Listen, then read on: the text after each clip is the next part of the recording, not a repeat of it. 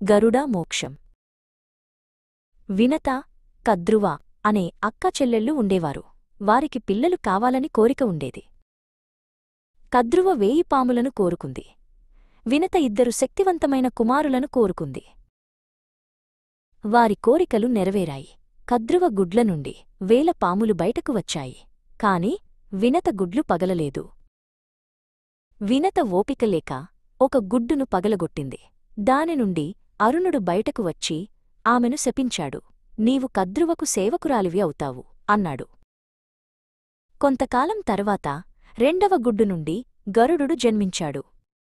అప్పటికే వినత కద్రువకు, ఆమె పాములకు సేవకురాలిగా ఉంది. గరుడు తన తల్లిని, అమ్మా, నువ్వెందుకు వీరికి సేవ చేస్తున్నావు అని అడిగాడు. వినత జరిగినదంతా చెప్పి అమృతం తెస్తేనే తనకు విముక్తి అని చెప్పింది.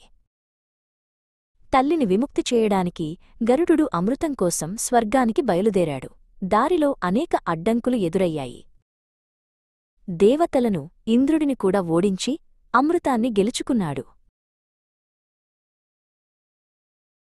గరుడు అమృతాన్ని పాముల ముందు తీసుకువచ్చాడు. మీరు స్నానం చేసి రండి, అప్పుడు అమృతం తాగవచ్చు అని చెప్పాడు. పాములు స్నానానికి వెళ్లగానే ఇంద్రుడు వచ్చి అమృతాన్ని తిరిగి తీసుకువెళ్లాడు.